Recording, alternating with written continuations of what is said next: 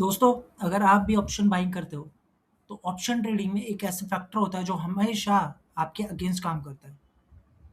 जी हाँ, उसका नाम है थीटा। अगर आप थीटा समझ गए, तो आप एक रैंडम ट्रेडर से एक स्मार्ट ट्रेडर बन सकते हो। So welcome back to my channel logical trader Viren में। और आज हम बात करेंगे थीटा के बारे में। ऑप्शन ट्रेडिंग में थीटा का मतलब होता है टाइम डिके। मीन्स जैसे जैसे एक्सपायरी डेट पास आते जाती है, तो ऑप्शन का जो प्रीमियम होता है वो धीरे धीरे घटता जाता है। और इसी प्रीमियम के घटने को ही हम टाइम डिके का कहते हैं।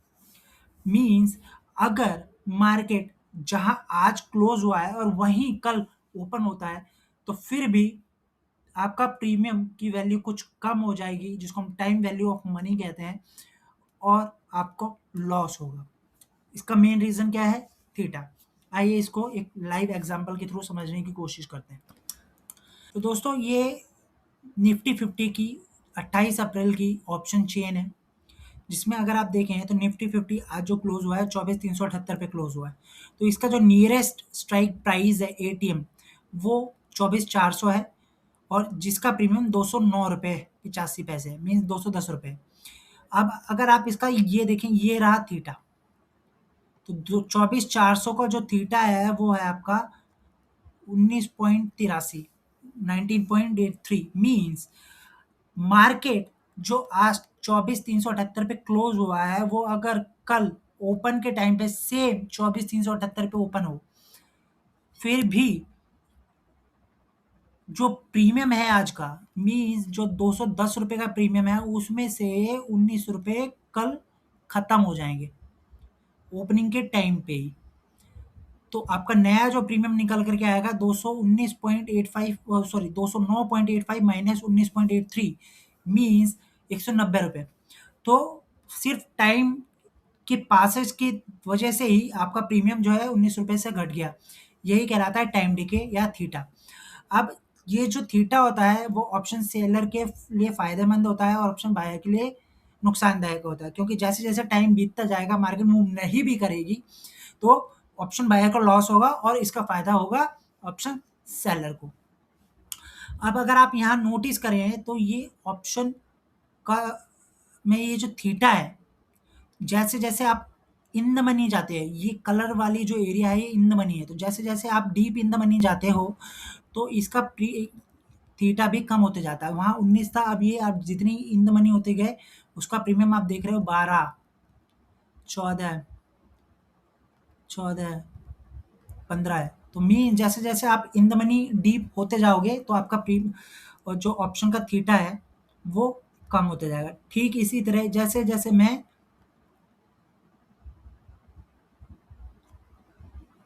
ओटीएम में जाते जाऊँगा, तो आपने देखा था 19 था एटीएम का, और जैसे-जैसे मैं ओटीएम में जाते जा रहा हूँ, तो मेरा इसका जो थीटा है वो कम होके 12, 11, 10 होते जा रहा है। तो जैसे-जैसे मैं डीप इन द मनी जाता हूँ या deep out of the money जाता हूँ, तो मेरे स्ट्राइक प्राइस का जो थीटा है वो कम होते जाता है, मीन्स थीटा का इम्पैक्ट कम होते जाता है। अब एक बात बहुत ज़रूरी जो आपको पता होनी चाहिए, जैसे-जैसे हम एक्सपायरी के करीब आते जाते हैं, वैसे-वैसे थीटा जो है आपकी वैल्यू थीटा की बढ़ती जाती है। मीन्स जैसे-जैसे आप एक्सपायरी के करीब होते जाओगे, वैसे-वैसे आपका टाइम डिके फास्ट होगा और एज़ अ ऑप्शन बायर आपको प्रॉफ़िट कमाना और ही भी मुश्किल होता जाएगा। और दोस्तों, आपको मैं एक एग्ज़ाम्पल और दिखाता हूँ। ये जो ऑप्शन चेन है, ये एक्सपायरी डे की ऑप्शन चेन है। और अगर आप देखें तो ये 24 मार्च की ऑप्शन चेन है, उसकी स्क्रीनशॉट है। अगर आप यहाँ देखें तो आपका थीटा 157 रुपये है। मीन्स आप सेम डे से नेक्स्ट डे पे जाएँगे तो आपका 157 रुपये खत्म हो जाएगा, ठीक है? तो जैसे-जैसे आप एक्सपायरी के करीब जाते-जाते हैं, वैसे थीटा की वैल्यू भी बढ़ती जाती है। बस मेरा पर्पज़ यही था आपको ये स्क्रीनशॉट दिखाने का, कि आपको ये पता चले जैसे-जैसे आप एक्सपायरी के करीब जाते जाओगे, थीटा की वैल्यू भी बढ़ती जाएगी और आपको प्रॉफ़िट कमाना ऑप्शन बाइंग में और भी मुश्किल होता जाएगा। तो दोस्तों, आइए देखते हैं कि आप थीटा का अपनी ट्रेडिंग में कैसे यूज़ कर सकते हैं। सबसे पहले बात करते हैं ऑप्शन बायर के लिए को ट्रेड करते टाइम क्या चीज़ें जो है उसको ध्यान में रखनी है। पहली चीज़, आपको ट्रेड तभी करनी है, आपको ऑप्शन बाय तभी करना है जब डीके का इम्पैक्ट कम हो। मीन्स जिस दिन मार्केट एक्सपायर हुआ है उसके नेक्स्ट 2 या 3 दिन ही आप ट्रेड करना चाहिए, क्योंकि मान लेते हैं वीकली एक्सपायरी के केस में मैं कहूँ जैसे एग्जांपल निफ्टी 50 मंगलवार को एक्सपायर होता है, तो आपको थीटा का इम्पैक्ट, डीके का इम्पैक्ट बुधवार को, वीरवार को और शुक्रवार को कम मिलता है। तो आपको इन 3 दिन पे ही ऑप्शन बाइंग के लिए सोचना चाहिए। और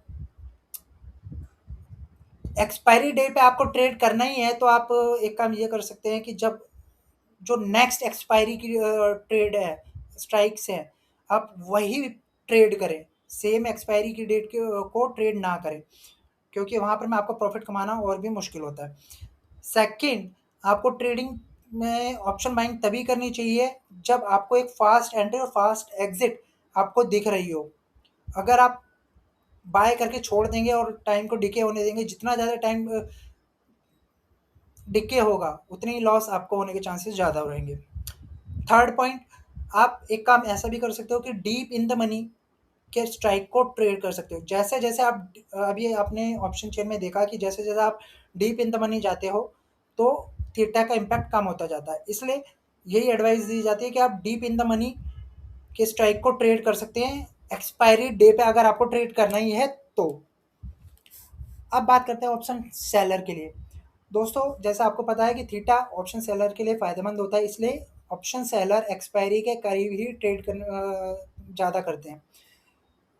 अगर आप देखें तो मंगलवार को और सोमवार को इन 2 दिन में जो वॉल्यूम होता है वो बहुत बढ़ के आता है एज़ कम्पेयर टू बुधवार, वीरवार और शुक्रवार के कंपैरिज़न में। क्यों? क्योंकि वहाँ पर में थीटा का इम्पैक्ट बड़ी फ़ास्ट होता है, ऑप्शन सेलर को इससे फ़ायदा होता है।